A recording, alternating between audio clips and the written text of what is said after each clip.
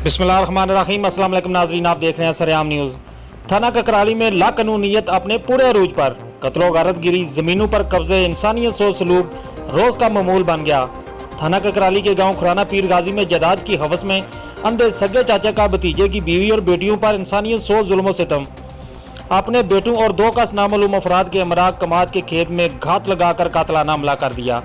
Dandu SO2 से मार मार कर अधमुआ कर दिया। पुलिस थाना ककराली की रवायती बेहसी ताहाल मुकदमा दर्ज न किया जा सका। मकामी बासर सियासी शख्सियत मुलजमान की पुश्तपना बन गई। आइए मजीद जानते हैं मुतासरा मियाँ बीवी की ज़बानी। जी सर मैं खुराना पीर गाजी का रहशी हाँ। नदीम गुमान मालक मेरे वालिद का नाम है। मैं घर नहीं सी भी मेरे घर के बीने पट्ठे लैन अपनी जमीन विचों मेरा चाचा है उन्होंने थड़ा दिता सी।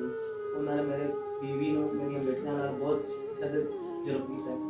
जिस टाइम मैंने पता लगा मैं घर आया उन्होंने दोबारा मैं पूछा कि मसला आया आते ने असीं गए पट्ठे लैन इन्होंने थड़ा लाया सी। इन्हें बहुत मारिया कुटिया देखा जख्मी बहुत ज़्यादा सी।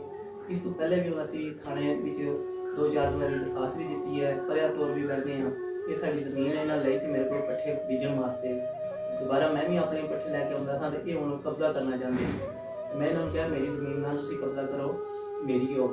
इन्होंने मैं धक्केशाही करते हैं, मारते कुटते हैं। मैं घर नहीं हुंदा भी, मेरियां बेटियां ने वो घर होंदियां ने, मेरी बीवी है, मैं अपना मजदूरी करना। मैं बहुत दफ़ा इन्हां नाल बह के प्रोग्राम किया है मेरे तुसीं ना तशद्दद करो बेटियां नाल घर दे नाल भी। बाकी इन्हां दी बहुत ज़्यादा शिफारश चलती है पई जो नसीब सिद्ध ने उन्हां दे नाल उन्हां दे महती ने उन्हां दी इन्हां नूं सपोर्ट है। ते इस वजह तो आके मेरी नहीं सुनी जाती। इन्हां नूं बहुत ज़्यादा जिहड़ी जिस वेले भी थाने जाते हैं साडी नहीं सुनी जाती है भी। जिस टाइम थाने वाली साइड असीं जाते हैं कि फ़ोन पहले कर लेंदे ने। कल भी इन्हां ने जिस टाइम ये काम किया है मेरे घर दे उन्होंने कहा बस मेरे कोल है दरखास्त मैं जी थोड़े से दी है तुसीं जमीन नाल जाओ जे मैं तुहानूं मार जांगा। मेरे तो भी एक दफ़ा इन्हें अपने घर अपने भांजे के घर मैंने बुलाया उत्थे मेरे ते हमला किया। फिर मैं 15 ते कॉल की सी 15 उन्होंने इन्होंने पकड़ लिया। दोबारा जो 2-3 बंदे बैठे ने उन्होंने इन्हों को टाइम ले लिया। उन्होंने कहा कि 2-3 दिन थोड़े मुका देने गल वास्ते नहीं गल गलोच कर लगे ना मारन दे। वो दोबारा फिर कोई इन्होंने एक्शन नहीं होया। फिर असीं दोबारा दरखास्त दी है, पहले ये दी है उस बाद ये वाली दी है। पहले दरखास्त दी है 15 ते कॉल की सी 15 इन्होंने रब्ता किया तो टाइम दे के दोबारा असीं आ जाके थाने दरखास्त दी है, कोई कार्रवाई नहीं हुई। असीं हुण दोबारा कल गए साडे बच्चे जिन्होंने उन्होंने बहुत जख्मी ने यह दरखास्त दे के आए कल तो लैके इस टाइम तक कोई कार्रवाई नहीं। सर मेरी एक गुजारिश है भी मेरा कोई इंसाफ किया जाए। DPO साहब के तरफ मैं आखना उस बाद थंदार साहब ने मैं आखना जो भी तबका है ना मेरे सारे वास्ते माड़े बंदे असीं साडा तहफ़्फ़ुज़ किया जाए। ये बहुत धमकियां दे रहे हैं। इन्होंने नाल जिहड़े बंदे सी इन्हां दा इकबाल है उहदे बेटे ने 2 उंबर शराब एक उस तो निका बेटा था। फिर उन्होंने 2 बंदे जो ने बाहर तो ये बुलाए ना मालूम ने वैसे सामने अमन असीं पहचानने जरूर हम। इन्हें मारकुट की है बहुत इन्हें तशद्दुद किया औरतों नाल। मैं दोबारा आखना अपील करना कि इन्हों का अफसर सानूं दिता जाए इन्हों के जनाब कार्रवाई की जाए।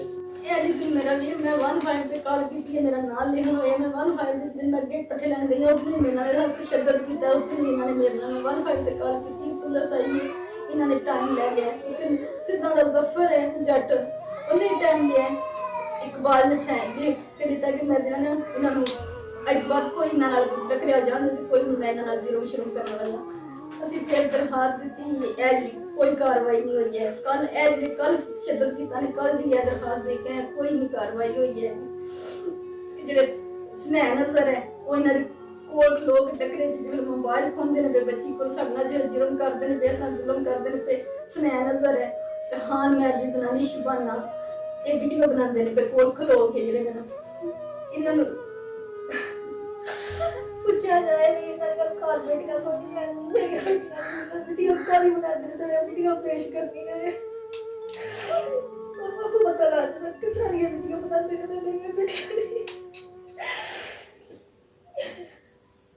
बाल ने जी अपनी बीवी पिंड कढ़ के लियांदी है तो साढ़े इत्थे बहुत ज़्यादा बंदे इकट्ठे होए जिन्हें सानू छटाया। इन्होंने को इन्होंने मर्दा ने साढ़े नाल बहुत ज़्यादा जुल्म किया। कल बंदे सिर्फ सामना इस गल्ले नहीं करते ये बेचते जे एने ਇਹਨਾਂ ਨੂੰ ਆਪਣੀ ਇੱਜ਼ਤ ਦਾ ਹੈ ਕੋਈ ਨਹੀਂ, ਦੂਸਰਿਆਂ ਦੀ ਇਹਨਾਂ ਨੇ ਖਿਆਲ ਕੋ ਨਹੀਂ ਕਰਨਾ ਹੁੰਦਾ। ਇਹਨੇ ਇਹ ਬਹੁਤ ਹੀ ਇਹ ਵੀ ਨੇ ਦੇ ਮੋੜੇ ਵੀ ਤੇ ਵੀ ਇਹਨੇ ਬੀਵੀ ਵੀ ਲਿਆਂਦੀ ਹੈ ਪਿੰਡੇ ਵਿੱਚੋਂ ਕੱਢ ਕੇ, ਤੇ ਤਾਂ ਵਾਸਤੇ ਲੋਕ ਇਹਨਾਂ ਦਾ ਸਾਹਮਣੇ ਹੋ ਕੇ ਸਾਡੀ ਕੋਈ ਸਿਫਾਰਿਸ਼ ਇਸ ਗੱਲ ਨਹੀਂ ਕਰਦੇ ਆ ਵੀ ਕਿ ਸਾਡਾ ਹੱਥ ਕੋਈ ਬਿਆਨ ਤਾਂ ਨਹੀਂ ਸਾਡਾ ਕੋਈ ਗਵਾਹ ਬਣਦਾ। ਇੱਥੇ ਜਿੰਨੇ ਬੰਦੇ ਤੱਕ ਲੋਕ ਡਰਦੇ ਨੇ ਇਹਨਾਂ ਤੋਂ, ਡਰਦੇ ਨੇ ਲੋਕ, ਇਹਨਾਂ ਨੂੰ ਧਮਕੀਆਂ ਲਾਉਂਦੇ ਨੇ ਲੋਕਾਂ ਨੂੰ ਸਾਹਮਣੇ। ਇਹਨਾਂ ਦੇ ਨਾਲ ਬਹੁਤ ਬੰਦੇ ਨੇ ਜਿਹੜਾ ਸਾਡੇ ਨਾਲ ਕੋਈ ਨਹੀਂ ਕੋਈ ਸਾਹਮਣੇ ਹੋ ਕੇ ਤੇ ਸਾਡੇ ਬਿਆਨ ਦਿੰਦਾ ਵੀ ਸਾਨੂੰ ਇਨਸਾਫ ਚਾਹੀਦਾ ਹੈ। ਸਾਡੇ ਨਾਲ ਜ਼ੁਲਮ ਕੀਤਾ ਨਾ ਬਹੁਤ ਜ਼ਿਆਦਾ।